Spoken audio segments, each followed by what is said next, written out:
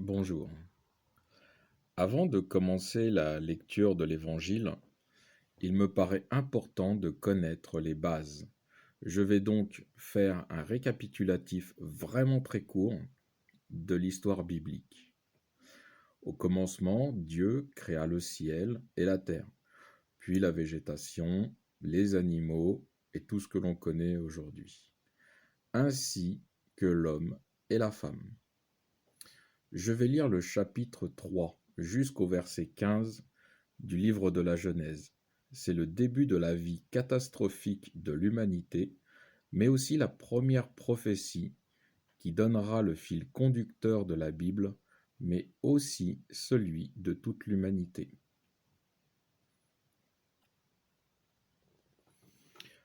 Genèse chapitre 3. Le serpent était le plus rusé de tous les animaux des champs que Dieu ait fait.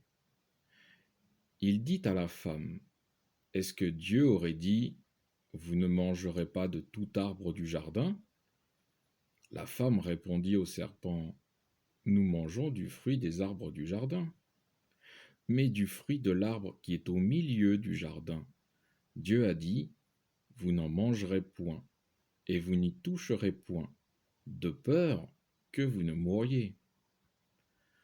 Le serpent dit à la femme: Non, vous ne mourrez point, mais Dieu sait que, le jour où vous en mangerez, vos yeux s'ouvriront, et vous serez comme Dieu, connaissant le bien et le mal. La femme vit que le fruit de l'arbre était bon à manger, agréable à la vue et désirable pour acquérir l'intelligence. Elle prit de son fruit et en mangea. Elle en donna aussi à son mari qui était avec elle, et il en mangea. Leurs yeux à tous deux s'ouvrirent, et ils connurent qu'ils étaient nus. Et ayant conçu des feuilles de figuier, ils s'en firent des ceintures. Alors ils entendirent la voix de Dieu passant dans le jardin à la brise du jour. Et l'homme et sa femme se cachèrent de devant Dieu au milieu des arbres du jardin. Mais Dieu appela l'homme et lui dit: Où es-tu? Il répondit: J'ai entendu ta voix dans le jardin et j'ai eu peur, car je suis nu et je me suis caché. Et Dieu dit: Qui t'a révélé que tu étais nu? Est-ce que tu as mangé de l'arbre dont je t'avais défendu de manger? L'homme répondit: La femme que vous avez mise avec moi m'a donné le fruit de l'arbre, et j'en ai mangé. Dieu dit à la femme: Pourquoi as-tu fait cela? La femme répondit: Le serpent m'a trompée, et j'en ai mangé. Dieu dit au serpent: Parce que tu as fait cela, tu es maudit entre tous les animaux domestiques et toutes les bêtes des champs. Tu marcheras sur ton ventre, et tu mangeras la poussière tous les jours de ta vie. Et je mettrai une inimitié entre toi et la femme, entre ta postérité et sa postérité.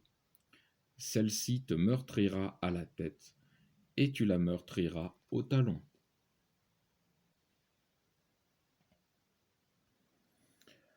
Il va y avoir à partir de ce moment-là une séparation sur la descendance humaine.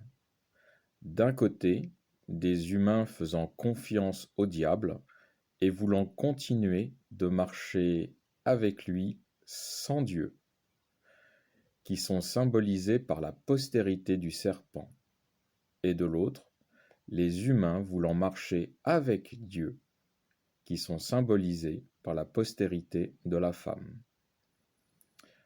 Ces deux postérités cohabiteront ensemble tout au long de l'histoire humaine, jusqu'à la fin, mais ne s'entendront pas. Et Dieu laissera les humains voulant leur indépendance marcher avec Satan jusqu'à leur propre destruction, enfin presque. Mais pour ceux qui choisissent de marcher avec Dieu, il enverra Jésus-Christ. De la postérité de la femme fut né Abraham, serviteur de Dieu. Il eut un fils nommé Isaac, lui aussi serviteur de Dieu. Isaac eut aussi un fils, également serviteur de Dieu, qui fut appelé Jacob, jusqu'au jour où Dieu lui donna un nouveau nom, qui est Israël. Israël ou Jacob eut 12 enfants, qui deviendront les 12 tribus d'Israël, et qui formeront ce peuple d'Israël que l'on connaît aujourd'hui. De la descendance de Jacob ou d'Israël devra naître un roi qui rétablira le paradis sur la terre. Ce roi, c'est Jésus-Christ. Il a sacrifié sa vie comme rançon pour l'offense faite à Dieu par Adam et Ève dans le jardin d'Éden, et conclure une alliance avec tous les humains qui veulent servir Dieu.